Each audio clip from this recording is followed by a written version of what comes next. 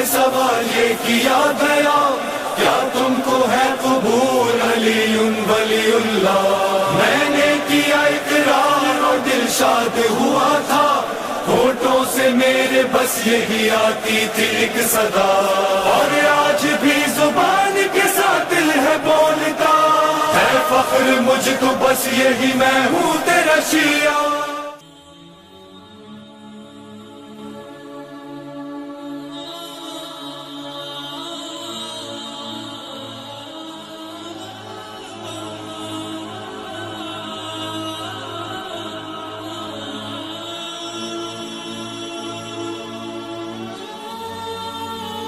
السلام علیکم ورحمۃ اللہ وبرکاتہ۔ اعوذ باللہ من الشیطان اللعین الرجیم، بسم اللہ الرحمن الرحیم۔ ہم آپ کے شکر گزار ہیں کہ آپ حضرات مستقل ہماری معروضات کو گوش گزار کر رہے ہیں اور اپنے رسپانس سے بھی نواز رہے ہیں۔ خداوند عالم نے اس ماہ مبارک میں ہم سب کو جو توفیق عطا فرمائی ہے، ہم اس کا شکریہ ادا کرتے ہیں کہ خداوند عالم تیرا کرم ہے کہ ایسی کیفیت اور ایسے حالات میں بھی تو نے حتی الامکان ہمیں دین کی طرف مائل رہنے کی توفیق دی، اور ہم سب کو دین کی طرف مائل رہنے کی توفیق عطا فرما رہا ہے۔ میں دوستو، آج کے موجودہ حالات میں آپ نے دو لفظ بہت کثرت سے سنے ہوں گے، دو لفظ بہت کثرت سے آپ نے سنے ہوں گے۔ ایک لفظ ہے آئسولیشن اور دوسرا لفظ ہے کورنٹائن۔ کورنٹائن اور آئسولیشن، چونکہ کورونا سنکرمن کا زمانہ ہے، یہ کورونا وہ ایک وائرس ہے جس کو کووڈ-19 کہا جاتا ہے، اور اس نے پوری دنیا میں ایک تباہ کاری مچا رکھی ہے۔ اب تک 2.5 لاکھ سے بھی زیادہ لوگ مر چکے ہیں۔ ہندوستان میں بھی تقریباً 50,000 کے قریب اس کا آنکڑا پہنچ چکا ہے، اور مستقل اور مسلسل ایک ہیجانی کیفیت تمام ملکوں میں برپا ہے۔ ہمارے یہاں بھی اس بار رمضان مبارک میں کسی مسجد میں نہ تراویح، نہ نماز جماعت، نہ افطار، کچھ بھی نہیں ہو پا رہا۔ بہرحال اس پر غرض نہیں، ہماری غرض یہ کہ آپ دو لفظ سنتے رہیں، آئسولیشن اور کورنٹائن۔ کورنٹائن کیا ہے؟ اگر کسی شخص کو کورونا وبا یا کورونا وائرس کے ہونے کا شبہ ہے، یا اسے کورونا وائرس اٹیک کر چکا ہے، تو اسے اتنے دن تک یا کو تنہا رکھا جائے، یعنی سیف زون میں رکھا جائے، تاکہ وہ دوسروں کو اس وائرس سے متاثر نہ کر سکے اور اس بیماری کو آگے نہ پھیلا سکے، اور نہ کوئی، تو ایسے میں اسے ایک دم سیف زون میں رہنا ہے، نہ کسی سے ملنا ہے اور نہ اس کو کسی سے ملنا ہے، بالکل وہ اپنا الگ رہے گا، تاکہ سماج کے اندر اس کے اندر پایا جانے والا وائرس سماج کے اندر نہ پھیل سکے۔ اسے کورنٹائن کہا جاتا ہے۔ چنانچہ آج جو باہر پھنسے ہوئے جو مزدور تھے، بہاری مزدور، وہ سب واپس آ رہے ہیں، تو گورنمنٹ ان کو 21 دن کے لیے کورنٹائن کر رہی ہے کہ اگر ان میں سے کوئی بھی کورونا وائرس لے کر آیا ہے یا کورونا وائرس کی زد میں ہے، تو وہ دوسروں کو اس وائرس سے متاثر نہ کر سکے، یہ مرض متعدی نہ بن جائے، اس لیے اسے کورنٹائن کیا جا رہا ہے 21 دن کے لیے۔ اسلام میں بھی یہ کنسپٹ پہلے سے موجود تھا کورنٹائن کا، جسے ہم تزکیہ یا استبرا کے نام سے جانتے تھے۔ مثلا اگر کوئی حیوان انسان کے فضلہ کھانے لگے، انسان کا فضلہ، پیشاب، انسان کا پاخانہ کھانے لگے، عادی ہو جائے، تو اس کا پیشاب و پاخانہ نجس ہے اور گوشت حرام، اور اگر اس کو پاک کرنا چاہے تو حیوان کو اتنے دن پاک غذا دی جائے کہ پھر اس پر نجاست خان صادق نہ آئے۔ چنانچہ اس سلسلے کا تزکیہ اونٹ کو 40 دن، گائے کو 30 دن، بھیڑ کو 10 دن، مرغابی کو 5 دن، گھر کی مرغیوں کو 3 دن، اور دوسرے حیوانات کو بھی اسی اعتبار سے پاک غذا دی جائے کہ نجاست کھانا اس پر صادق نہ آئے، تو یہی کافی ہے۔ مثلا کہ جیسے کہ کوئی کسی کی مرغی نجاست کھانے لگی، فضلہ کھانے لگی، تو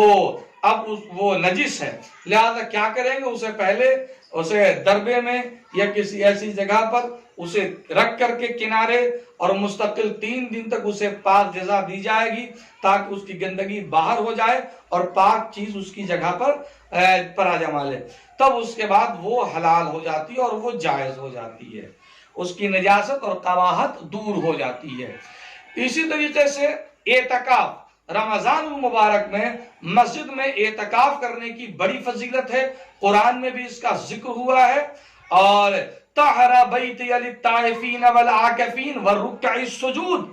تو یہ اعتکاف کا ذکر قرآن مجید میں بھی بہت سارے مقامات پر ہوا ہے۔ مسجد میں اعتکاف کرنا، اعتکاف سے مراد کیا ہے؟ اعتکاف سے مراد یہ ہے کہ وہ مسجد میں قیام کرے گا سوائے ضروری حوائج کے، وہ کسی بھی غرض سے مسجد سے باہر نہیں جائے گا، حدود مسجد میں ہی رہے گا، مسجد میں ہی اس کا اٹھنا ہوگا، بیٹھنا ہوگا، قیام ہوگا، اور زیادہ سے زیادہ وقت اس کا عبادت میں گزرنا چاہیے، اسے کہا جاتا ہے اعتکاف۔ اور اسی کو قرآن مجید میں یوں بھی آپ سمجھ، انی وجہت وجہیا للذی فطر السماوات والارض، ہم نے اپنے رخ حیات کو اس کی طرف کر لیا ہے جو فاطر السماوات والارض، یعنی کہیں سے رخ ہٹا کر اور کسی کی طرف موڑ لینا،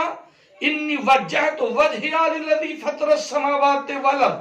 اس آیت میں اس کا مفہوم یہی ہے۔ تو جب تک سے ہم کہیں سے ہٹا کر اپنے دل کو کہیں اور نہ موڑیں گے، تب تک سے ادھر کی چیزیں عکس ہمارے اندر شرائط نہیں کرے گا اور ادھر کی برائی سے محفوظ۔ تو اعتکاف کرنے کا مطلب یہ ہوتا ہے کہ اتنے دنوں تک، اتنے مخصوص وقت تک تم مسجد میں قیام کرو تاکہ اتنی دیر تک تمہارا دنیا سے رشتہ کٹ جائے، دنیا کی برائیوں سے، دنیا کی خرابیوں سے، حرام سے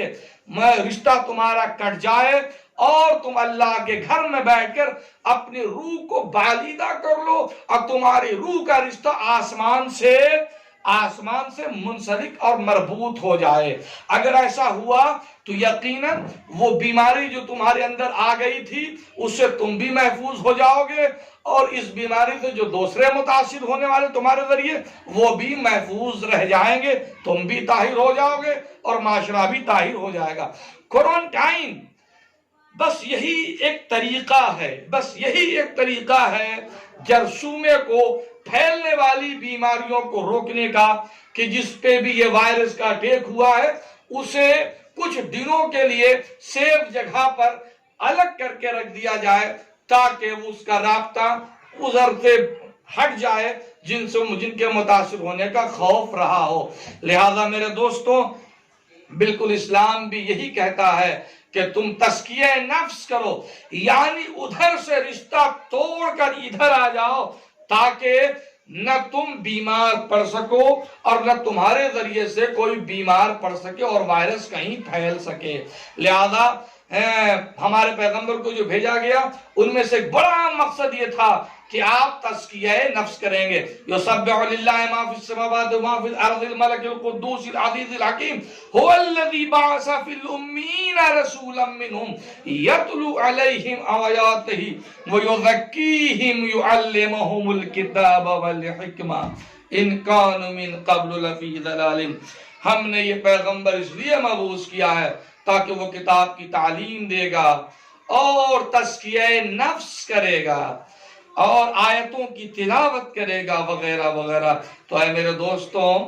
آج جس طریقے سے ہماری حکومتوں نے کوارنٹائن کر کے بتایا ہے کہ وائرس پھیلنے والے وائرس کو کیسے روکا جاتا ہے، تم بھی اسلام کے فارمولے پر عمل کرو۔ اسلام نے کہا کہ شرابی کو دسترخوان پر نہ بیٹھاؤ، نہ اس کے دسترخوان پر بیٹھو، نہ اس کے ہاں بیٹی دو، نہ اس کی بیٹی لو۔ تو اے میرے دوستو، اس طرح کے بہت سارے کیا ہے یہ سب اسی طریقے تاکہ برائی سے رشتہ منقطع کر کے دنیا اچھائی کی طرف متوجہ ہو سکے۔ وآخر دعوانا الحمدللہ۔